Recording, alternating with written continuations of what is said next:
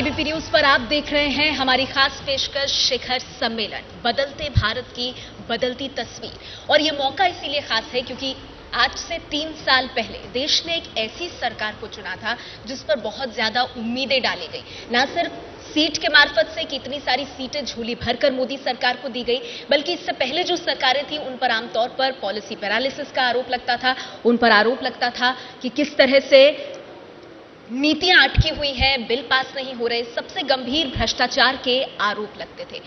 इस सबसे ऊबकर जनता ने एक नई उम्मीद देखी बीजेपी के नेतृत्व में और खास तौर पर नरेंद्र मोदी के नेतृत्व में। एक बड़ा मैंडेट दिया और 30 सालों में ऐसा पहली बार हुआ इंडियन पॉलिटिक्स में कि एक सरकार, एक गठबंधन अपने बल पर पूर्ण बहुमत के साथ सत्ता में आ गया।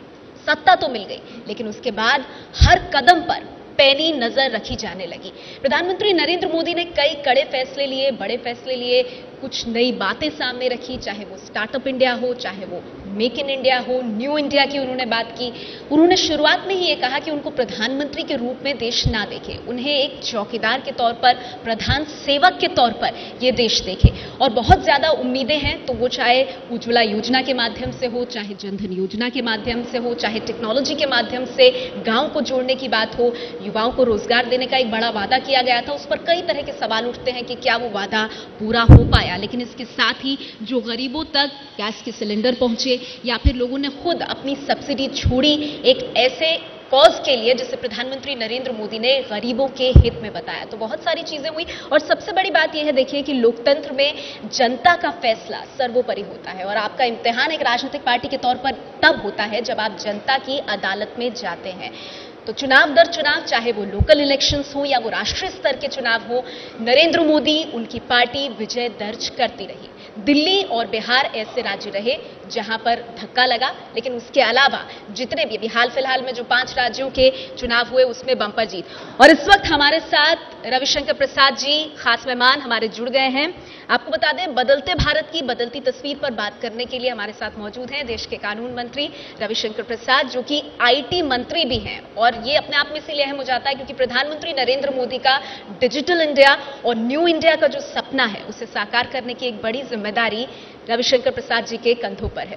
पेशे से वकील और सरकार की नीतियों के भी सबसे बड़े वकील रविशंकर प्रसाद जी को मैं आमंत्रित करना चाहूंगी मंच पर। सर, बहुत बहुत स्वागत है आपका एबीपी न्यूज के शिखर सम्मेलन में। और उनके साथ इस सत्र को आगे बढ़ाएंगे मेरे सहयोगी अनुराग मुस्कान।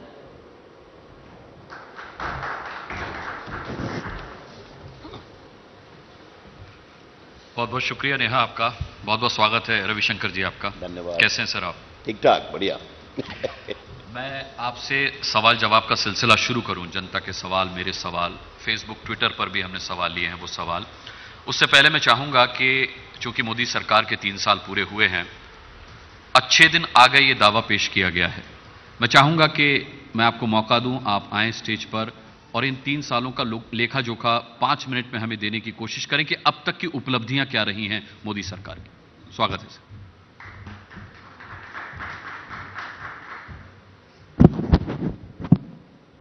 आपने मुझे पहले साल में भी बुलाया, दूसरे में भी बुलाया, तीसरे में भी बुलाया, धन्यवाद।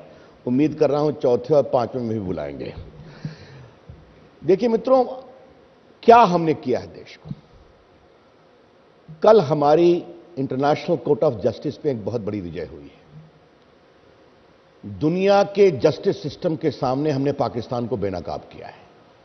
आज पाकिस्तान टेस्ट पर है। ऐसे होता है देश के लिए कैसे करना। अगर एक हमारा नागरिक कुलभूषण यादव परेशान है तो भारत सरकार खड़ी है। अगर सीरिया में, लेबनान में, इराक में, यमन में भारतीय सूडान में फंसे हैं तो हमारी सरकार उनको रेस्क्यू करती है।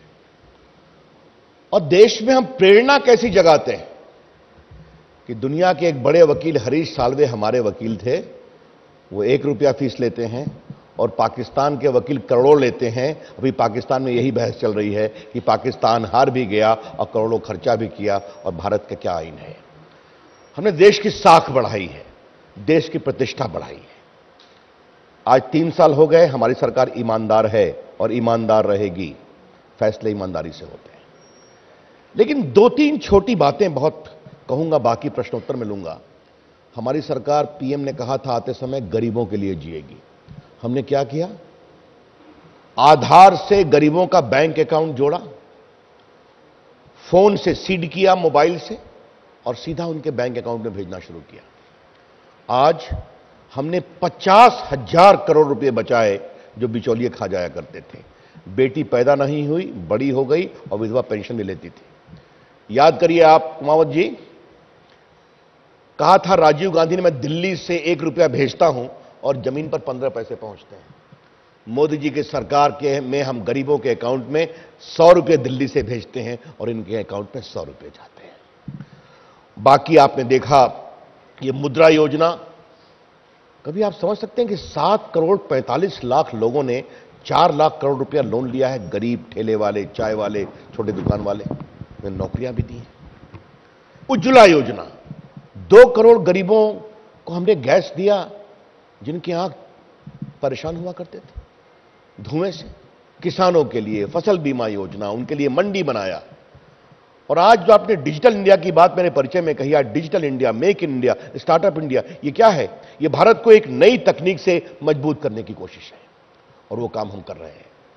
और एक बात मैं अवश्य कहना चाहूंगा, भारत की आईटी इंडस्ट्री में 40 लाख लोग डायरेक्टली काम करते हैं, 1 करोड़ 15 लाख लोग इनडायरेक्टली काम करते हैं, जिसमें 1/3 महिलाएं हैं। और हमने इस आंदोलन को जमीन पर कैसे लाया? कॉमन सर्विस सेंटर लाकर के 2.5 लाख कर दिया और आज बहुत बड़ी महिलाएं, दलित महिलाएं, बाकी गरीब महिलाएं जमीन पर डिजिटल सर्विस भी दे रही हैं। हम कैसे काम करते हैं? आपसे एक बात कहना चाहेंगे और आपके दर्शकों को, हमारी सरकार आई थी तो नोफन के अंतर्गत ऑप्टिकल फाइबर नेटवर्क लगा था 3 साल में 358 किलोमीटर। 3 साल में 358 किलोमीटर, 2.5 लाख गांव को जोड़ने के लिए हमने जोड़ा 3 साल में 1,80,000 किलोमीटर। यह है मोदी जी सरकार के काम करने का तरीका। मैं इलेक्ट्रॉनिक का भी मंत्री हूं आईटी के साथ साथ। मोदी जी ने कहा कि 108 करोड़ फोन है, बनते कितने हैं? हम लग गए। आज मुझे इस चैनल पर बताते हुए खुशी हो रही है कि पिछले 2.5 साल में 72 मोबाइल बनाने वाली कंपनी भारत में आ गई है और लगभग 12 करोड़ मोबाइल फोन बना है, जो हम कहते हैं हिंदुस्तान में बनाओ और बाहर एक्सपोर्ट भी करो। तो आज मैन्युफैक्चरिंग हो रही है, बाकी हो रही है। बाकी जो भारत का मान है, भारत का ईमान है, सबसे अधिक पूंजी निवेश हुआ है, 7% ग्रोथ रेट है। दुनिया में भारत की आर्थिक स्थिति में बहुत बड़ी शान है। हमने डिमोनेटाइजेशन में जो नए नए उपकरण लाए हैं, चाहे वो भीम ऐप हो या बाकी हो, तो भारत टेक्नोलॉजी में देखिए, आधार बनाने में सिर्फ लगता है सिर्फ 2 रुपया और 3 करोड़ लोगों को हम रोज ऑथेंटिकेट करते हैं जीरो कॉस्ट। डिजिटल लॉकर वो भी सस्ते में बनता है। मोबाइल की बात मैंने बताई। एक मैं आपसे भारत की प्रतिष्ठा के बारे में एक और बात कहना चाहूंगा। 3 तलाक का विषय कोर्ट में चला है, निर्णय है, मैं मुझे उस पर कुछ नहीं कहना है। लेकिन भारत सरकार ने क्या स्टैंड लिया? आज मैं एबीपी के चैनल पर बड़ी मजबूती से कहना चाहता हूं, नरेंद्र मोदी जी की सरकार 3 तलाक की पीड़ित महिलाओं के साथ मजबूती से खड़ी है। और यह सवाल न इबादत का है, न पूजा का है, न प्रार्थना का है। यह सवाल है नारी न्याय, नारी गरिमा, नारी समानता, gender justice, gender equality and gender dignity. 70 साल बाद संविधान के आने के बाद क्या ऐसा हो सकता है कि बड़े समाज की महिलाओं को कहा जाएगा तुम घर से बाहर जाओ, 3 बार तलाक बोल दिया? यह असंवैधानिक है, आर्टिकल 14, 15, 21 के खिलाफ। दूसरी बात बहुत जरूरी, हम इबादत का सम्मान करते हैं। हर कुप्रथा इबादत का अंग नहीं हो सकती। क्या कोई हिंदू कहेगा कि हम दलित के खिलाफ छुआछूत करेंगे क्योंकि मेरी पूजा के लिए जरूरी है? छुआछूत असंवैधानिक है। और अगर 20 से अधिक इस्लामिक देशों में, जैसे पाकिस्तान भी है, अफगानिस्तान भी है, सीरिया है, इजिप्ट है, मोरक्को है, इंडोनेशिया है, बदलाव हो सकता है तो भारत तो सेक्युलर मुल्क है। लेकिन एक बात मुझे जरूर कहनी है, हर बात पर अपनी अपनी बड़ी बड़ी बात टिप्पणी करने वाले देश की बड़ी महिला नेत्री खामोश क्यों हैं? सोनिया गांधी, प्रियंका गांधी, मायावती, ममता जी। आज इतनी बड़ी संख्या में हमारे मुसलमान बहनों के साथ 3 तलाक को लेकर अत्याचार है, अन्याय है, लेकिन यह खामोशी क्यों है? यही खामोशी बताती है कि वोट बैंक के चूल्हे पर सब कुछ सिकता है। इसको बदलना है और इसको बदलने के लिए अपनी आरंभिक टिप्पणी मुझे यही करनी है, बाकी बोलने के लिए बहुत है। देखो मित्रों, देश बदलने के रास्ते पर चल पड़ा है। हमने कहा था ना, देश बदलेंगे, तो भारत बदलने के रास्ते पर चल पड़ा है। कीमतें स्थिर हैं, इन्फ्लेशन कंट्रोल में है, आर्थिक व्यवस्था अच्छी है, भारत का आइन बढ़ रहा है। और हां, भारत की सुरक्षा में हम सख्ती करेंगे, प्रामाणिक रूप से करेंगे, और इस पर भारत कभी समझौता नहीं करेगा।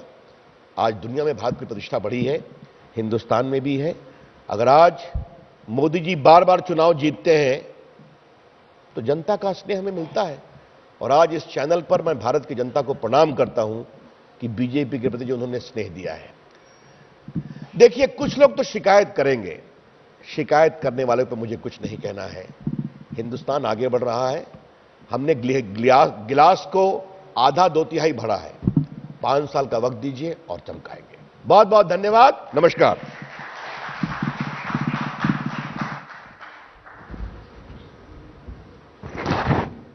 रविशंकर जी से बातचीत का सिलसिला शुरू करने से पहले मैं बता दूं कि हमारे सामने ऑडियंस भी है, कई विशिष्ट जन इसमें मौजूद हैं। आप लोग सवाल पूछना चाहें तो रविशंकर जी से पूछ सकते हैं। आपके सामने स्लिप है, पेंसिल है, आप उस पर अपना सवाल लिख करके मेरी सहयोगी नेहा तक पहुंचा सकते हैं। नेहा मुझ तक पहुंचा देगी और मैं वो सवाल रविशंकर जी से पूछ लूंगा। रविशंकर जी, सवाल जवाब का सिलसिला शुरू करते हैं। मैं उम्मीद करता हूं कि हम बहुत व्यापक पैमाने पर बातचीत करेंगे आपसे, कई सारी चीजें समेटने की कोशिश करेंगे। आज तक कभी बातचीत करने से बिल्कुल नहीं सर, आपको मना किया है? मुझे खुशी है इस बात की। चाहे आप हो, चाहे तुषार जी हो जी, हमने किसी को तो मना नहीं किया है। या अभिसार जी हो, क्षमा करिए। हाँ, ये अच्छा लगा, इस बार बदलाव हुआ है। 3 साल में 2 साल तो वही थे, तो मैं उन्हीं की अपेक्षा कर रहा था। फिर भी आपका स्वागत। अभी भी हैं, आप चाहें तो मैं हट जाऊं? नहीं, वो तो तैयार बैठे हैं आपसे बातचीत करने के लिए। वो सवाल पूछेंगे, मुझे मालूम है। जी, खैर सवाल पूछना मेरी भी जिम्मेदारी है सर। आपका अधिकार है, सम्मान है उसका। जी, सबसे पहले कुलभूषण जाधव की मैं बात करूंगा, उस पर आपकी प्रतिक्रिया हालांकि हम कल सुन चुके हैं, लेकिन सर इंटरनेशनल कोर्ट ने भी आशंका जाहिर की है कि कुलभूषण जाधव पाकिस्तान की जेल में सुरक्षित नहीं है, उनकी जान को वहां खतरा है। इंटरनेशनल कोर्ट ने यह जरूर कहा है कि उनकी फांसी पर तब तक रोक लगाई जाए जब तक अंतिम फैसला नहीं आ जाता, लेकिन पाकिस्तान ने इस फैसले को खारिज कर दिया है। हमें सरबजीत याद आते हैं, जब उनकी रिहाई की उम्मीद बढ़ी थी तब भी हिंदुस्तान में पटाखे चले थे। कल भी हमने देखा कि खुशी में आतिशबाजी हुई, लेकिन तब क्या हुआ था सर, अब क्या होगा? देखिए, पहली बात, हम कैसे काम करते हैं। आप लोग इतने खोजी पत्रकार हैं। इस पूरे प्रयोजन में सुषमा जी लगी थी, प्रधानमंत्री का निर्देश था करना है, उनका विभाग लगा था, माननीय अरुण जेटली जी लगे थे, मैं लगा था, लेकिन आप लोग किसी को मालूम नहीं हुआ कि हम लोग क्या कर रहे हैं। तो ये हम कैसे करते हैं, शांति से काम। देखिए, इंटरनेशनल कोर्ट ऑफ जस्टिस ने स्पष्ट कहा है कि पाकिस्तान ने वियना कन्वेंशन का प्रथम दृष्टया प्राइमा फेशी उल्लंघन किया है, फांसी नहीं होगी। और उसके ऑपरेटिव पोर्शन में लिखा हुआ है, पाकिस्तान इस निर्णय को क्रियान्वित करके हमें रिपोर्ट करेगा। और क्षमा करिए, ये पाकिस्तान ने भी बहस किया, उनके वकील ने, हमारे वकील ने भी बहस किया, आप जानते हैं ना जी। दुनिया ने देखा पूरी बहस को। तो मैंने जैसा पहले कहा, पाकिस्तान आज दुनिया की न्याय व्यवस्था के सामने खड़ा है, और इंटरनेशनल कोर्ट ऑफ जस्टिस को यूएन का मैंडेट भी होता है। और हम भारत पाकिस्तान के हर विषय को नहीं ले जाएंगे, लेकिन वियना कन्वेंशन में यह अधिकार है कि आप समय दें अपने किसी दूसरे देश को, व्यक्ति को पकड़ा मिलने के लिए। और देखिए, आज मैं एक बात बताना चाहता हूं, यहां लोग बैठे हुए हैं, पाकिस्तान कैसे काम करता है, मैं 1 मिनट वक्त लूंगा। मार्च 2016 में उसने खबर किया कि हमने इनको पकड़ा है जी। हम बार बार कहे कि हमें काउंसिल एक्सेस दीजिए, उन्होंने नहीं दिया। करीबन 14-15 बार आग्रह किया। फिर पाकिस्तान ने कहा कि पहले आप सहयोग करिए। 10 अप्रैल को कहता है, पब्लिक एक प्रेस रिलीज है, कि हमने उनको फांसी सजा दे दी और आर्मी चीफ ने कंफर्म कर दिया। और उस दिन पाकिस्तान कहता है कि भारत मदद नहीं कर रहा है इन्वेस्टिगेशन में। आपने फांसी दे दी तो इन्वेस्टिगेशन क्या? तो ये फार्स है, ये मजाक है पाकिस्तान की। और देखिए, आज मैं गर्व से कहना चाहता हूं, भारत क्या है। अगर अजमल कसाब ने मारा तो उसकी जनता ने देखा, हमने उसको फांसी देने के पहले लोअर कोर्ट में वकील दिया, हाई कोर्ट में वकील दिया, सुप्रीम कोर्ट में वकील दिया। यह भारत की न्याय व्यवस्था है, और भारत के कानून मंत्री के रूप में हमको भारत की न्याय व्यवस्था पर गर्व है। अब पाकिस्तान टेस्ट पर है, देखते हैं क्या होता है। लेकिन सर, हम सरबजीत की चोट खाए बैठे हैं। जब आप विपक्ष में थे तो हमें याद है सुषमा जी ने कहा था कि अगर वो एक सिर काटेंगे तो हम 10 सिर काटेंगे। मोदी जी ने चुनाव से पहले जो भाषण दिए उसमें कहा था कि कोई हमारी तरफ आंख उठाकर भी देखेगा तो हम उसकी आंख निकाल लेंगे। लेकिन अब वो इच्छा शक्ति कम क्यों है? हम क्यों नहीं सिर काट पा रहे, आंख निकाल पा रहे? हम क्यों नहीं पाकिस्तान को उसकी भाषा में जवाब दे पा रहे? हम पाकिस्तान के खिलाफ क्या कह रहे हैं आपको टीवी पर बता के करेंगे क्या? ये मुझे समझ में नहीं आ रहा है। लेकिन जनता में रोष है सर इसका। एक मिनट, ये आपने टीवी पर ही बोला था कि सर काट के लाएंगे। ये आपने टीवी पर ही बोला था कि आंखें निकाल लेनी चाहिए। जनता के सामने भारत सरकार का एक मंत्री बोल रहा है कि अगर भारत के सेना अध्यक्ष ने कहा है कि भारत की सेना की क्षमता और मजबूती पर विश्वास करिए, समय हमारे ऊपर छोड़िए, तो वो कार्रवाई कर रहे हैं और प्रभावी कर रहे हैं। इतनी बड़ी संख्या में ईंटा फेंकने वाले, स्टोन फेंकने वाले को पैसा कहां से मिल रहा है, कैसे दिया जा रहा है, ये सारी बातें सामने आ रही कि नहीं आ रही? लेकिन पत्थर तो अब भी फेंक रहे हैं सर। एक मिनट देखिए, एक बात जान लीजिए, कश्मीर में पत्थर की आपने बात की ना, वो 2-3 जगह फेंकता है तो लगता है पूरे कश्मीर में हो रहा है। कश्मीर बड़ा है, जम्मू है, कश्मीर है, उसमें आपके कारगिल भी है, उसमें लद्दाख भी है, लेकिन श्रीनगर, अनंतनाग, शोपियां, पुलवामा, और मैं कहूंगा उसी पुलवामा में जहां सेना के एक पदाधिकारी को मारा जाता है, फैयाज को, वहीं पर हजारों लोग लाइन लगाते हैं कश्मीर की पुलिस में नौकरी पाने के लिए। और आज जब मैं फैयाज की बात कर रहा हूं तो मुझे एबीपी पर एक सवाल उठाना है। बार बार मानवाधिकार की बात करने वाले इस देश के बड़े बड़े बुद्धिजीवी जो दिल्ली में भी हैं, वो खामोश क्यों हैं? देश के एक बहादुर 23 साल के लेफ्टिनेंट को, जो कश्मीरी था, अपने भाई की शादी में गया था, उसे मार दिया गया और मानवाधिकार की बात करने वाले एक लोगों ने नहीं कहा। यही मैं कहता हूं, ये उनके दोहरे चेहरे हैं।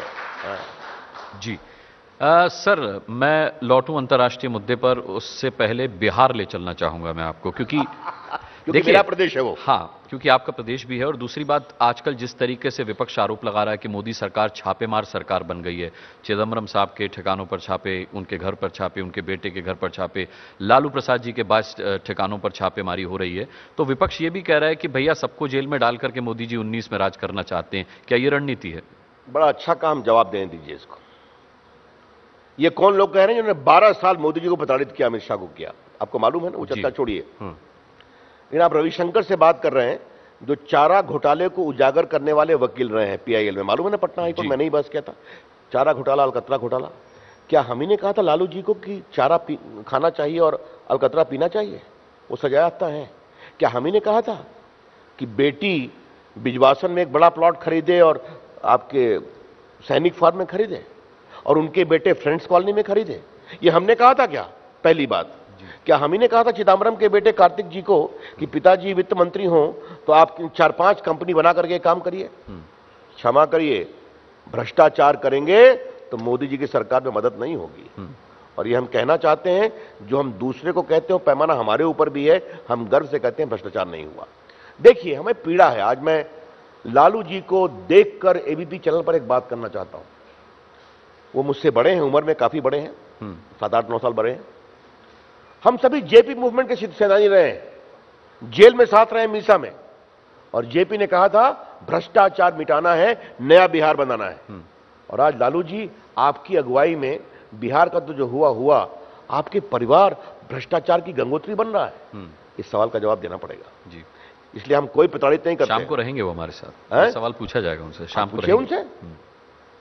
और मैं अभी एक बात और कह दूं, अभी तक, क्षमा करिए मैं नाम ले रहा हूं, लालू जी के पुत्रों ने या लालू जी की बेटी और दामाद ने यह डिनाई नहीं किया है कि पटना का 7 लाख स्क्वायर फीट का मॉल उनका है या नहीं है, या उनकी कंपनी के द्वारा जिसमें उनका मेजर शेयर होल्डर है। फ्रेंड्स कॉलोनी की प्रॉपर्टी, बिजवासन की प्रॉपर्टी या सैनिक फार्म की प्रॉपर्टी। हमारे मित्र जयंत घोषाल यहां बैठे हैं, बड़े खोजी पत्रकार हैं, वो काफी खोज निकाल लेते हैं। तो मैं कहूंगा कि लालू जी को एक बार पूछेंगे कि लालू जी, एक बार आप ना कर दीजिए कि यह प्रॉपर्टी आपके बच्चों की है कि नहीं और कहां से आई है। ये तो सवाल है। ठीक है सर, आगे मैं बढ़ता हूं। अभी आपने अपने संभाषण में कहा कि 3 तलाक के मुद्दे पर देश की प्रमुख महिलाएं चुप हैं। जी, सुशासन बाबू नीतीश कुमार जी क्यों खामोश हैं, यह हमें समझ में नहीं आ रहा है। नहीं, वो तो जब बोलते हैं तो मोदी की तारीफ ही करते हैं। नहीं, फिर मैं कह रहा हूं लालू जी ने भी बधाई दी नए साथी की, आपको उन्हीं की तरफ तो इशारा नहीं किया उन्होंने? देखिए, मैं नीतीश जी से एक सवाल जरूर पूछूंगा कि नीतीश जी, आपकी छवि सुशासन बाबू की है, तो बिहार की मुख्यमंत्री की कुर्सी के लिए कब तक इस भ्रष्टाचार पर आप कहेंगे कौन सी कंपनी है, मैंने तो देखा नहीं है, भारत सरकार कार्रवाई करे? आप क्यों नहीं करते? वो आपके उप मुख्यमंत्री है ना, तो पब्लिक सर्वेंट है ना। अब चलिए, नीतीश जी की मजबूरी मैं समझता हूं, कभी कभी कुर्सी बहुत मजबूरी के समझौते कराती है। तो उनकी घर वापसी क्यों नहीं करा लेते आप? ये सवाल आप हमसे क्यों पूछ रहे हैं? उनसे पूछिए। वो तो प्रशंसा निरंतर कर रहे हैं। जयंत बाबू से पूछिए, जयंत घोषाल जी 2013 में नीतीश जी अपने छोड़ के गए थे हमको, हमने नहीं छोड़ा था उनको। अच्छा, ये तो बता दीजिए कि लालू जी ने जो बधाई दी थी, नया पार्टनर आपको मुबारक हो, वो नया पार्टनर कौन है? भाई, उन्होंने 10 मिनट उसको ट्विटर से कर दिया कि हमारी दोस्ती चट्टान की तरह है। अब ये सोचना है नीतीश जी को कि वो शोले फिल्म के जय और वीरू बनते हैं लालू जी के साथ, या जो नया हिंदुस्तान बन रहा है इसके लिए कुछ सोचते हैं, उनको सोचना है, हमें नहीं सोचना है। जी, मैं 3 तलाक के मुद्दे पर आ रहा था सर। अभी आपने अपने संभाषण में कहा भी कि 3 तलाक के मुद्दे पर तमाम महिलाएं खामोश हैं, बीजेपी जबकि इतना अच्छा इनिशिएटिव, महिला नेताएं खामोश हैं। महिला नेता, जी हाँ, आपने ममता बनर्जी का नाम लिया, सोनिया गांधी जी का आपने नाम लिया। मैं आपसे ये पूछना चाहता हूं, और ये सवाल अशोक वानखेड़े जी जो हमारे साथ वरिष्ठ पत्रकार बैठे उनका भी है सर, कि विपक्ष ने लगातार आप पर हमला बोला है कि ये जो 3 तलाक का मुद्दा है, इसे सिर्फ चुनाव में फायदा लेने के लिए आप लोगों ने उछाला है, वरना सरकार आपकी ये कानून बनाने से आपको कौन रोकता है? तो क्यों नहीं आप कानून बना देते इस पर? अटॉर्नी जनरल ने भी पिछले दिनों कहा कि अगर सुप्रीम कोर्ट इस मामले में कुछ करे, हलाला के विषय में या 3 तलाक के विषय में, बहु विवाह के विषय में, तो सरकार कानून बनाने के लिए तैयार है। आपको रोका किसने? पहली बात आप जान लीजिए, ये मामला कैसे आगे आया। बहुत सी पीड़ित महिलाओं ने सुप्रीम कोर्ट में गुहार लगाई जी कि ये गलत है, और सुप्रीम कोर्ट ने हमें नोटिस दिया कि भारत सरकार अपना स्टैंड बताए, और भारत सरकार ने अपना स्टैंड बताया और पूरी मजबूती के साथ खड़े हैं। हां, एक बात का गर्व है, ये नरेंद्र मोदी की सरकार है, राजीव गांधी की नहीं है, जो शाहबानों पर झुक गई। शायद देश की मुस्लिम समाज की महिलाओं को इस बात का गर्व था और विश्वास था कि मोदी जी की सरकार इस अत्याचार पर हमारे साथ खड़ी होगी, और हम खड़े हुए। तो अगर ये वो सोचते हैं तो गलत क्या है? लेकिन मामला कोर्ट में है, तो देश के कानून मंत्री को कोर्ट में क्या हो रहा है इस पर मैं कुछ नहीं बोलना चाहूंगा, फैसला आने दीजिए। मैं फिर बहुत विनम्रता से लेकिन बहुत हिम्मत से कहूंगा, नरेंद्र मोदी की सरकार 3 तलाक की पीड़ित महिलाओं के साथ पूरी मजबूती के साथ खड़ी है। और फिर पूछता हूं, यूपी में और बिहार में सबसे अधिक 3 तलाक की पीड़ित महिलाएं हैं, महाराष्ट्र में भी है, बाकी जगह पर है। क्यों खामोश है नीतीश कुमार? क्यों खामोश है लालू प्रसाद? और क्यों खामोश है मायावती जी, सोनिया गांधी और प्रियंका गांधी? इसका जवाब तो देना पड़ेगा ना कभी कभी। यानी आप विश्वास दिलाते हैं कि ये चुनावी मुद्दा नहीं है? बिल्कुल नहीं, बिल्कुल नहीं। देखिए भैया, हम तो ऐसे ही जीत रहे हैं, जनता हमें ऐसे ही आशीर्वाद दे रही है। आपने देखा कि दिल्ली के एमसीडी में हम 10 साल से राज कर रहे थे, फिर भी इतना स्वीप कर गए। तो हम जनता के सामने, और ये विश्वास हमें इसलिए मिल रहा है जनता का कि उनको विश्वास है कि बीजेपी और मोदी जी जो कहते हैं वो करते हैं, और देश को ईमानदारी से आगे बढ़ा रहे हैं। हाँ सर, लेकिन राम मंदिर बना नहीं अब तक। मैं राम मंदिर के विषय पर आना चाहूंगा, क्योंकि आपने कहा मोदी जी जो कहते हैं वो करते हैं। विपक्ष हमेशा याद दिलाता है कि भैया सोमनाथ का मंदिर कांग्रेस ने बनवाया, वहां रामलला की मूर्ति अयोध्या में जो है वो कांग्रेस ने रखवाई, ताला जो है वो कांग्रेस ने खुलवाया। अगर बीजेपी पर कुछ जाता है तो वो विवादित ढांचे को नुकसान पहुंचाने का इल्जाम जाता है सर। अब सुप्रीम कोर्ट से आपको बहुत उम्मीद थी राम मंदिर के विषय में, लेकिन उसने भी कह दिया कि ये मामला जो है आपसी सहमति से सुलझ जाए तो ज्यादा अच्छा है। तो अब मुस्लिम पर्सनल लॉ बोर्ड ने भी कह दिया कि राम आस्था का विषय है। तो क्या लगता है आपको, इस मुद्दे का भविष्य क्या है? मुझे 2 बात बड़ी अच्छी लग रही है? पहला कि कांग्रेस पार्टी को अब राम की याद आ रही है 44 पर आने के बाद। हाँ, ये पहली बात है। और दूसरी बात यह है कि श्रीमान कपिल सिब्बल, मैं नाम ले रहा हूं, वो राम की आस्था को 3 तलाक की आस्था से जोड़ रहे हैं।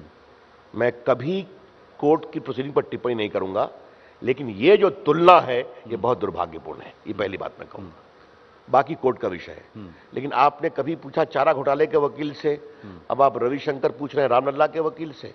आपको मालूम है ना कि अयोध्या में रामलला का केस मैंने ही बहस किया था, जीते हैं।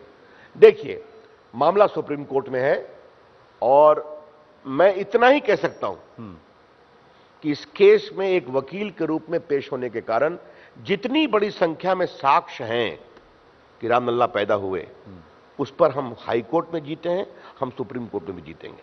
और हमारे मैनिफेस्टो में लिखा हुआ है अगर बातचीत से हो जाए तो, नहीं तो सहमति से या नहीं।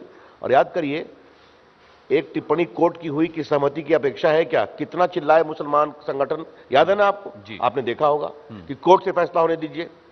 तो अब ये तो आप जानते हैं नरसिंहा राव और चंद्रशेखर जी के समय से बात चली है, लेकिन सहमति तभी होती है जब सहमति की बातचीत खुले वातावरण में हो।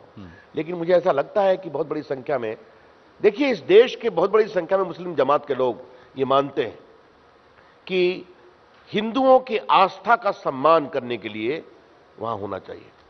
और एक बात आज मैं कहना चाहता हूं जो मैंने जीतने के बाद कही थी, पता नहीं पुराने पत्रकारों को याद होगा, टीवी पर गया था, कि मुसलमानों ने इस केस पे कभी आपत्ति नहीं की कि अयोध्या हिंदुओं के लिए पवित्र है, राम उनके भगवान है। लेकिन यह स्थान वो नहीं है क्योंकि यहां मेरी बाबरी मस्जिद है। आज इलाहाबाद हाईकोर्ट ने निर्णय किया है कि मुस्लिम पक्ष बाबरी मस्जिद के अस्तित्व को साबित करने में असफल हुए हैं। तो मैंने कहा था आपको सुप्रीम कोर्ट जाने का अधिकार है, अगर मानेंगे तो एक नया भाईचारा होगा। बहुत बड़ी संख्या में मुसलमान लोगों ने मुझसे संपर्क किया कि आपकी अपील ने दिल को छुआ, लेकिन जो उनके आका हैं वो नहीं मानते। तो मामला कोर्ट में है तो कोर्ट का फैसला होगा। हम अपेक्षा करेंगे सुप्रीम कोर्ट इस मामले की सुनवाई जल्दी करेगा। आपने रविशंकर जी कहा अभी कि आपको विश्वास है कि मुस्लिम समुदाय हिंदुओं की आस्था को ठेस नहीं पहुंचाएगा और वो आपके साथ इस मुद्दे पर आएगा, लेकिन आप उनकी आस्था को ठेस पहुंचाने की मुहिम क्यों छेड़ रहे हैं? 3 तलाक उनकी आस्था का विषय है। क्षमा करिए, 3 तलाक का सबसे अधिक विरोध उनके समाज के लोगों ने किया, उनकी महिलाओं ने किया। यह आप हमारे ऊपर ना डालिए। और मैं आज एबीपी के मंच से इस देश की खवातीन को सैल्यूट करना चाहता हूं। मुस्लिम समाज की अपनी बहनों को मैं सम्मान करना चाहता हूं। उन्होंने ये हिम्मत दिखाई कि यह जघन्य है, यह संवैधानिक है और शायद उनके अनुसार कुरान भी इसकी इजाजत नहीं देता, लेकिन वो कहते हैं कि ये गलत है लेकिन जायज है। देखिए, अब आप फिर मुझे कोर्ट की बहस पर डाल रहे हैं, ये मुझे नहीं बोलना। मैं देश का कानून मंत्री हूं। एक बात मैं अवश्य कहना चाहूंगा, क्योंकि आपका चैनल और यह कार्यक्रम देश देखता है, समय के अनुसार कानून में बदलाव होने चाहिए। भारत में बाल विवाह था, शारदा एक्ट आया। सती प्रथा थी, उसके खिलाफ कानून आया। पहले महिलाओं को कानूनी अधिकार संपत्ति में नहीं थे तो भाई 1937 में आया, बाद में उसको पूरा किया। हमने दहेज कानून में भी सख्ती किया। आपने देखा कई सास लोग बहुत आपत्ति करती हैं कि हमारी बहुएं बहुत तंग करती हैं। हमने कहा बिल्कुल नहीं, ये देश के लिए जरूरी है और दहेज के खिलाफ कानून रहना चाहिए। आपने देखा बलात्कार का मामला है निर्भया में, उसमें कानून को सख्त किया गया। तो समाज को, गतिमान समाज को समय के अनुसार बदलना चाहिए। और अगर अफगानिस्तान बदल सकता है, पाकिस्तान ने चेंज किया, बांग्लादेश ने चेंज किया, मोरक्को ने किया, इजिप्ट ने किया, इंडोनेशिया ने किया, तो भारत क्यों नहीं? वो तो सभी मुस्लिम बहुल देश है। ये सवाल जी, मैं जनता के सवाल पर आगे बढ़ूं सर, उससे पहले चूंकि आप आईटी मिनिस्टर भी हैं, आईटी को लेकर के बहुत सारे लोगों ने मुझसे सवाल पूछा है कि रविशंकर जी से पूछिएगा। आईटी सेक्टर में जो लेआउट आया है उसकी वजह से लोगों को नौकरियों की दिक्कत हो रही। 56,000 जॉब्स लोगों के जा चुके हैं। आपके आने के बाद क्या यही बदलाव होना था? पहली बात मैं कह दूं, ये नंबर गलत है। मैंने स्वयं इसकी इंक्वायरी किया है और 1-2 दिन में मैं विस्तार से प्रेस कॉन्फ्रेंस करूंगा, इसको बताऊंगा। नैस्कॉम ने मुझे बताया कि पिछले 3 साल में लगभग 4.5 से 5 लाख जॉब ऐड हुए हैं। समझ गए? ये मैं कॉमन सर्विस सेंटर चलाता हूं, बताया ना, उसमें लगभग 5 लाख लोग काम करते हैं। ये जो मैंने इलेक्ट्रॉनिक मैन्युफैक्चरिंग की बात किया, मोबाइल इलेक्ट्रॉनिक्स, बाकी इलेक्ट्रॉनिक्स, उसमें मिलाकर लाखों लोग काम कर रहे हैं। ये आपका जो स्टार्टअप मूवमेंट है ये इतना बड़ा है। देखिए, भारत की डिजिटल इकोनॉमी बहुत बढ़ रही है, समझिए।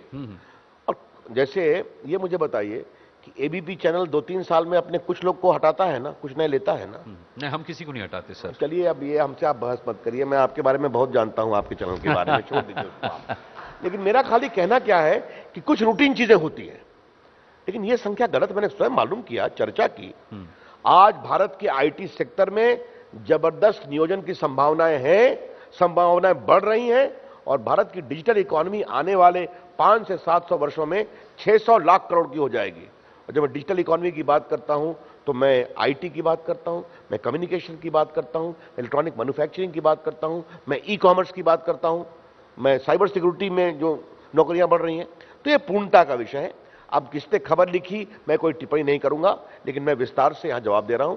बाकी जल्दी ही मैं इस पर एक 3 साल के प्रेस कॉन्फ्रेंस में बहुत विस्तार से और बताने वाला हूं। चलिए, इंतजार रहेगा उस प्रेस कॉन्फ्रेंस का। आप डिजिटल इंडिया की बात कर रहे हैं सर, यहाँ इंटरनेट की स्पीड जो है हमेशा से समस्या का कारण रही है। हम विदेशों से तुलना करें तो बहुत ही कछुआ चाल से यहाँ का इंटरनेट काम करता है, और उस वजह से डिजिटल इंडिया का सपना आप कैसे पूरा करेंगे? इसके अलावा भी दिक्कत ये है सर कि अगर बात की जाए डिजिटल पेमेंट्स की, तो अब जितना सरकार ने उसे पहले प्रोत्साहित किया था, अब नहीं है। नोटों का जिस तरीके से प्रचलन बढ़ा है, लोग डिजिटल पेमेंट से दूर हुए हैं। तो क्या उसके प्रोत्साहन का जो आपने प्रयास किए थे वो अब कम हो गए? मैं एक या उसके लिए कोई एजेंडा नहीं है? एक जवाब दूं।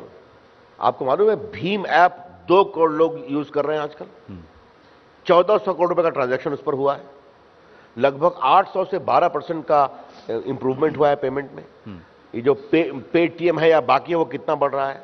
देखिए, कैश को हमने कहा मना नहीं किया, कैश वैधानिक आना चाहिए, एक बात। और भारत की डिजिटल इकोनॉमी बहुत ही बढ़ रही है। अब आपने कहा आपने उसके पॉपुलैरिटी का क्या कर रहे हैं। ये डिजिटल मेला हमने क्या किया, ये लोगों को जो हमने पुरस्कार दिया करोड़ों रुपया, वो क्या किया आपने भी देखा होगा।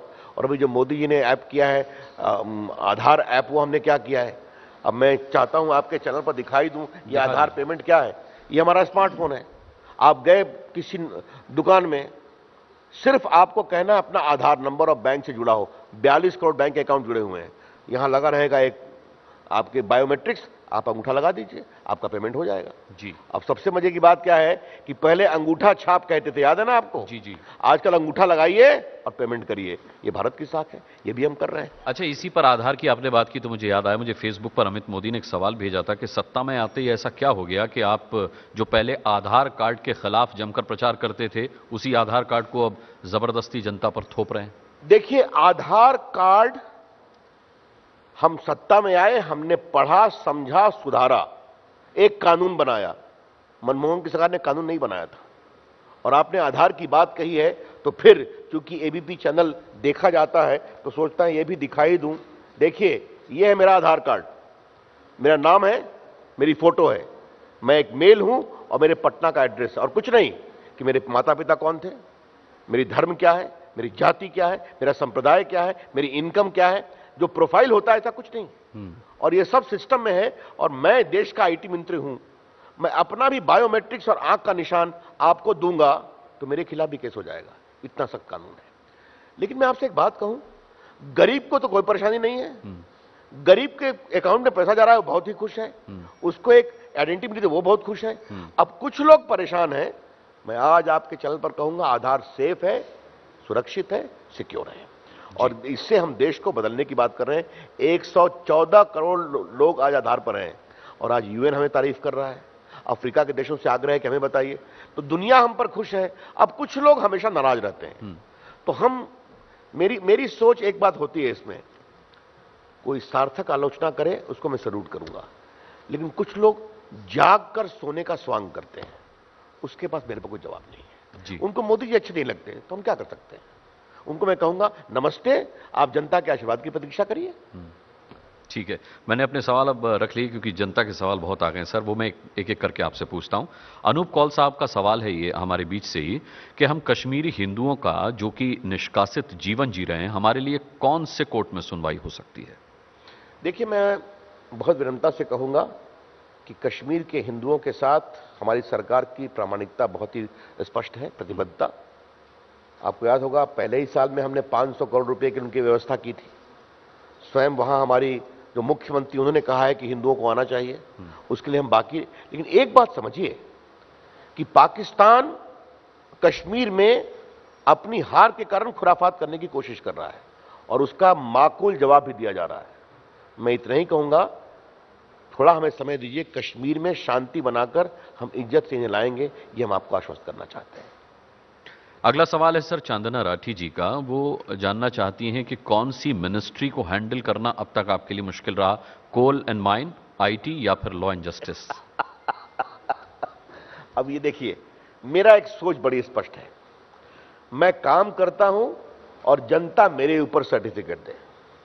लेकिन आज मैं एबीपी चैनल पर एक बात कहना चाहता हूं। जब पहली बार मैं कोल माइंस मिनिस्टर बना तो अटल जी तो हम लोग के पिता तुल्य थे।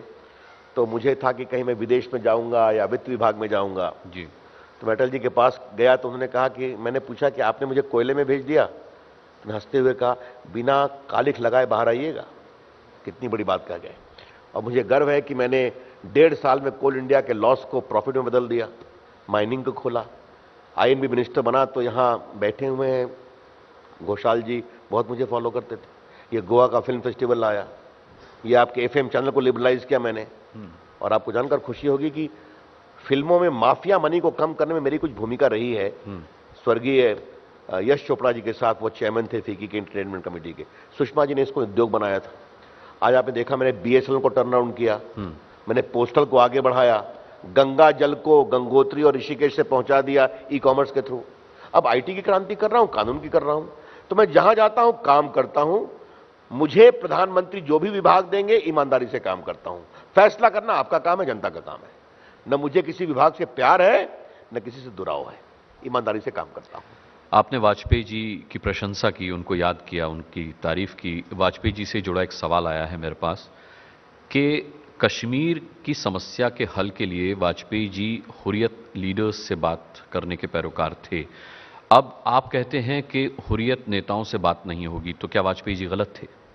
वाजपेयी जी बिल्कुल सही थे, हम भी सही हैं। वाजपेयी जी ने एक बात कही थी कि इंसानियत के दायरे में, जमहूरियत के दायरे में बात होनी चाहिए, याद है ना? और कश्मीरियत जी। आज अगर टीवी पर यह दिखाया जा रहा है आपके चैनल और बाकी के द्वारा कि पाकिस्तान से पैसे लेकर हुर्रियत के लोग ढेले फेंकवा रहे हैं, हिंसा करवा रहे हैं, कश्मीर के लोग मारे जा रहे हैं, तो ये कौन सी इंसानियत है? अगर वो लेफ्टिनेंट फयाज खां मारा गया, जो भी नाम था, क्षमा करिए, और उस पर हुर्रियत के लोग खामोश हैं, तो ये कौन सी इंसानियत है और ये कौन सी कश्मीरियत है? तो इसका जवाब तो देना पड़ेगा ना। तो भारत सरकार जहां सख्ती करनी होगी वहां सख्ती भी करेगी। कश्मीर की आवाम के लिए हमारे द्वार खुले हैं। और आज एबीपी चैनल पर बैठकर मैं पुलवामा के उन सारे नौजवान भाइयों और बहनों को सलाम करता हूं, जहां लोग मारे जा रहे हैं वहीं वो कश्मीर की पुलिस में भर्ती होने के लिए लाइन लगा रहे हैं। ये भी कश्मीर है, तो दोनों को साथ देकर चलना पड़ेगा। यूसुफ अंसारी साहब वरिष्ठ पत्रकार हमारे साथ हैं। उनका सवाल है कि सुप्रीम कोर्ट में एजी मुकुल रोहतगी ने सुप्रीम कोर्ट में मुस्लिम समाज के प्रचलित सभी तलाकों को ख़त्म करने की बात कही है। क्या आप इस पर कानून बनाएंगे? क्योंकि इसमें यह कहा गया है कि जिस तरीके से तलाक का प्रोसीजर कुरान में बताया गया है उसी को अडॉप्ट किया जाए, उसी को आगे बढ़ाया जाए। तो अगर आप कानून बनाएंगे तो क्या इस चीज़ का ख्याल रखेंगे? यूसुफ साहब बड़े पत्रकार हैं, हमारे अजीज भी हैं, उनको ये समझना चाहिए कोई मामला कोर्ट में जजमेंट रिजर्व हो गया है तो देश के कानून मंत्री को कुछ नहीं बोलना चाहिए। जजमेंट होने दीजिए, जो भी करना हो करेंगे। ठीक। अगला सवाल मैं लेता हूं आइए रिजवी साहब का। ये पूछते हैं कि सरकार रोजगार सृजन में पिछड़ रही। श्रम ब्यूरो के सर्वेक्षण के मुताबिक 2015 में सिर्फ 1.3 लाख रोजगार सृजित हुए, जो पिछले 7 सालों में सबसे कम है। 2009 में यह आंकड़ा 12.5 लाख था। सरकार इस पर क्या कर रही है और इससे कैसे निपटेगी? देखिए, मैंने सुबह वो रिपोर्ट देखी है। जब तक मैं उस रिपोर्ट का अध्ययन नहीं करूंगा मैं कोई टिप्पणी नहीं करूंगा। लेकिन मैं एक बात आज आपके इस शिखर सम्मेलन में बोलना चाहता हूं। मैंने अभी कहा कि 4.25 लाख करोड़ रुपए 7 करोड़ 45 लाख देश के छोटे कारोबारियों ने लिया। तो इसमें से अगर 3 करोड़ लोगों ने भी एक को ऐड किया होगा या 2.5 करोड़ ने किया होगा या 2 करोड़ ने किया होगा तो सीधा जॉब हुआ कि नहीं हुआ? जी। मैंने आईटी के बारे में विस्तार से आपको चर्चा की। तो कई जगह जो बाकी सेक्टर हैं उसकी चर्चा आज मैं बताऊं। हमने किसानों के लिए जो खोला है आपके ये सॉइल हेल्थ कार्ड, और उनके लिए जो बाकी कहा है कि बेचने के लिए लगभग 250 मंडियां, ये सब जॉब क्रिएट कर रही हैं कि नहीं कर रही? तो मुझे लगता है कि इसके बारे में कुछ नए तरीके से सोचने की जरूरत है। लेकिन हां, मोदी जी की सरकार में रोजगार बढ़ रहे हैं, रोजगार और बढ़ेंगे क्योंकि देश की अर्थव्यवस्था मजबूत हो रही है। तलाक पर सर एक और सवाल आया है आयशा सिद्दीकी जी का, जो कि एडवोकेट हैं सुप्रीम कोर्ट में। ये पूछती हैं कि आप कानून बनाने की बात कर रहे हैं, ठीक है, अच्छी बात है, लेकिन क्या उससे प्रक्रिया और जटिल नहीं हो जाएगी? जो तलाक अभी घर बैठे हो जाता है वो बहुत पैसे खर्च होंगे, तलाक रुकेगा नहीं। जो गरीब हैं वो कैसे फाइट करेंगे उसके लिए? देखिए, मुझे एक बात कहनी है, मैं उनका सम्मान करता हूं, मेरा उनसे परिचय नहीं है, लेकिन घर बैठे व्हाट्सएप से 3 बार तलाक तलाक तलाक कर दिया जाए, उसे उचित माना जाए, मैं नहीं मानता। और मुझे मालूम है कि देश की बहुत बड़ी संख्या में मुस्लिम समाज की हमारी बहनें भी उचित नहीं मानती हैं। अब अगर उनका विचार है तो मुझे कुछ नहीं कहना है। देश में मैं आपसे एक बात कहूंगा, यहां बैठे हमारे पुराने मित्र जानते हैं कि मैं विद्यार्थी परिषद का कार्यकर्ता रहा हूं, संघ का स्वयंसेवक रहा हूं और जेपी मोहन का सिपाही रहा हूं। ये भारत की राजनीति को मैं ऑब्जर्व करता रहा हूं। ये भारत की राजनीति में एक डिफाइनिंग मोमेंट है। देश की बहुत बड़ी संख्या में खवातीनों का, अक़लियत समाज की बहनों का सामने आना खुलकर, ये भारत बदलाव की ओर बढ़ रहा है। ठीक है, मैं भविष्य की तरफ बढ़ता हूं सर। अब 2019 का रुख करते हैं, क्योंकि मोदी सरकार, मोदी के खिलाफ लामबंदी हो रही है, अब महागठबंधन की बात हो रही है। तो अगर पूरा एक महागठबंधन बनता है तो उससे कैसे निपटा जाएगा, क्या रणनीति होगी? देखिए, पहली बात, महागठबंधन एक डर का गठबंधन है। मोदी जी का डर, भाजपा का डर, कोई विकल्प नहीं है। और कांग्रेस पार्टी जो देश में एक पुष्ट राज करती थी, अभी भूलती नहीं है, उसको आज सहारों की जरूरत पड़ रही है। इसमें एक समस्या है, देश बहुत आगे निकल गया है। हिंदुस्तान आज आशा अपेक्षाओं का है। अब फिर वही हारे हुए, थके हुए, भ्रष्टाचार में फंसे हुए लोग। देखिए मोदी जी कैसे देश को जगाते हैं। मैं एक बात कहना चाहता हूं, एक इमामुल हक है जी, वो जलपाईगुड़ी में चाय के बगान में मजदूर है। उसकी मां मर गई थी, एंबुलेंस नहीं आ पाया। उसने अपने मोटरसाइकिल पर गरीब लोगों को लेकर जाता है अस्पताल, वहां नहीं है अस्पताल। उसने 2000 लोगों की जान बचाई है। एक दिन पीएमओ से फोन आया कि आप ऐसे हैं, आप ऐसा काम करते हैं? कहा जी जनाब। कहा आपसे प्रधानमंत्री बात करेंगे। पीएम ने बात किया, कहा कि हम तुम्हें पद्मश्री दे रहे हैं। बात समझ गया? एक गरीब मजदूर जो ये बड़ा काम कर रहा है, मोदी जी को मालूम है। ये इमरान खान जो हमारे आईटी में बड़ा काम कर रहा था अलवर से, उसका सम्मान मोदी जी लंदन में करते हैं। तो आम आदमी भविष्य की ओर देखता है। सोनिया जी, लालू जी और बाकी लोग अतीत में जीते हैं। मैं एक बात पूछूंगा, इस महागठबंधन का भारत को बनाने का एजेंडा क्या है? भारत के बदलाव का एजेंडा क्या है? वही 2G घोटाला, वही कोयला घोटाला, वही स्पेक्ट्रम घोटाला, वही चारा घोटाला, वही अलकतरा घोटाला? अगर ये है तो देश तय करेगा। लेकिन आप कह रहे हैं कि ये महागठबंधन एक डर का गठबंधन है, और गठबंधन से आवाज आ रही है कि ये जो कार्रवाई आप करवा रहे हैं लालू जी पर, चिदम्बरम साहब पर, ये डर की कार्रवाई है। आपको लगता है कि महागठबंधन बन जाएगा? विस्तार से बता दिया। लालू जी की बात, चिदम्बरम साहब तो देश के बहुत बड़े वकील हैं। तो उनके बेटे के खिलाफ एफआईआर में क्या आरोप है, ये तो आप देख रहे हैं ना। ईडी ने भी बताया है। अभी तक चिदम्बरम साहब ने भी आरोप पर कुछ जवाब नहीं दिया। मैं फिर आ रहा हूं, उनके बेटे ने भी आरोप पर कुछ जवाब नहीं दिया है। तो बाकी तो आप बोलेंगे पूर्वाग्रह है। रविशंकर जी, 2000 मैं हमेशा एक कहता हूं, कहने को तो बहुत है, एक बात बता दे, कारवां लुटा कहां? तो साफ साफ बताइए ना, ये नहीं बता रहे हैं। ये बात है। 2019 का जो एजेंडा है वो पुराने वादों पर बहुत कुछ निर्भर करता है। हर घर की बात गरीब के लिए, हर घर की बात प्रधानमंत्री जी ने कही। लेकिन हम अक्सर रिपोर्ट्स दिखाते हैं कि अभी शौचालय ही नहीं बन पाए हैं, और धांधली ये हो रही है कि उन्हें बनाने के नाम पर पैसा हड़प कर लिया गया। वो बने नहीं है, कागजों में दिखा दिया गया बन गए हैं। प्रधानमंत्री आवास योजना के नाम पर फर्जीवाड़ा चल रहा है। गरीबों के घर जो है वो आधे बना करके छोड़ दिए गए हैं। ये सब अगर चलता रहा तो आपको लगता है 2019 में जिस वर्ग की आप बात कर रहे हैं, जिसने सबसे ज्यादा भरोसा मोदी जी पर किया, उसका भरोसा कायम रहेगा? देखिए, मैं दो चीजें देखूंगा। 4 करोड़ शौचालय बने, मुझे मालूम है। हम लोग स्वयं मॉनिटर करते हैं, जाते हैं, आगे भी जाएंगे। अगर कहीं गड़बड़ी हुई तो कार्रवाई होनी चाहिए। हम मॉनिटर कर रहे हैं। हम कभी गड़बड़ी को छुपाने वाले नहीं हैं और आपको कभी गड़बड़ी दिखाने से रोकने वाले नहीं हैं। लेकिन सर वो गड़बड़ी मीडिया में दिखाई जाती है, तब जाके सुधार होता है उसमें। तो नहीं, हम अपनी रिपोर्ट्स में दिखाते हैं सर। रात को 10 बजे का कार्यक्रम देखा कीजिए, मैं ही करता हूं। हम उसमें दिखाते हैं कि किस तरीके से जब मीडिया में रिपोर्ट आई उसके बाद प्रशासन जागा, सरकार जागा। मैं एक बात, ये जरूरत क्यों पड़ती है? शायद आपके सामने ये नहीं मालूम होता है कि कितनी बार हम लोग कार्रवाई करते हैं। दोनों बातें हैं, लेकिन हम आपके उस दिखाने का सम्मान करते हैं। देखिए, अभी आपने एक बात कही ना, इसका जरा पॉजिटिव एस्पेक्ट देखिए। जरा उन 2 करोड़ महिलाओं से बात कही जिनको गैस का चूल्हा मिल गया, जिनकी आंखों में धुएं की तलखी खत्म हो गई, वो भी दिखाते हैं सर। एक बात, हाँ, हमारे जो आईटी में नीचे में महिलाएं काम कर रही हैं, चाहे वो बैजंती देवी हो या बाकी दलित महिलाएं हैं जो हिमालय में काम कर रही हैं, उनसे भी बात करिए। हम ये कभी नहीं दावा करते कि 3 साल में हमने सब कुछ ठीक कर दिया है। भारत ठीक होने के रास्ते में है। बाकी सवाल जो आप 19 में करिएगा। और देखिए, मैं एक बात कहूंगा, हिंदुस्तान की जनता, ये पब्लिक है, सब जानती है। एक बात उनको मालूम हो जाए कि मोदी जी का, भाजपा का और उनकी टीम का रास्ता ठीक है तो वो खड़ी होती है। बाकी तो आप देख रहे हैं। लेकिन हां, आपकी सार्थक आलोचना का हम सम्मान करते हैं। जो भी सुधार करने की जरूरत होगी वो करेंगे। 2019 में सबसे बड़ा वादा क्या होगा जनता से? किस वादे को लेकर के आप जाएंगे, या पुराने ही वादे? 2017 की मई भी खत्म नहीं हुई। लेकिन सर रिहर्सल तो शुरू हो ही गई है, वार्म अप एक्सरसाइज तो मुझे लगता है कि आप 2018 में भी मुझे बुलाएंगे 4 साल होने पर। बिल्कुल। तो अभी पूछने को बहुत कहानियां हैं। आगे आगे देखिए होता है क्या। भारत को मजबूत करते जाएंगे। मैं चलते चलते आपसे जरूर चाहूंगा, एबीपी न्यूज के दर्शकों से आप जो कहना चाहें वो कह सकते हैं। मैं एबीपी के दर्शकों को नमस्कार करता हूं, बहुत स्नेहिल भरा प्यार देता हूं। यहां आकर मुझे बहुत अच्छा लगता है। बड़े तीखे सवाल भी पूछे जाते हैं और हल्के फुल्के भी, लेकिन हमें अपने काम का जवाब देना पड़ता है। और जमहूरियत में, लोकतंत्र में आपने काम क्या किया ये आकर बताइए, जो और करना है वो समझाइए। उसका मौका मुझे इस मंच पे मिलता है, इसके लिए एबीपी को बहुत बहुत धन्यवाद।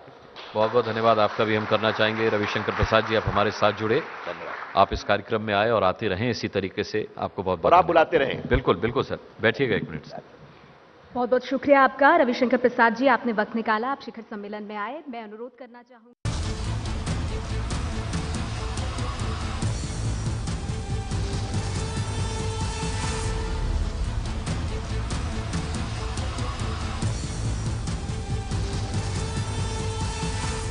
ये है एबीपी न्यूज, आपको रखे आगे। ये है एबीपी न्यूज, आपको रखे आगे।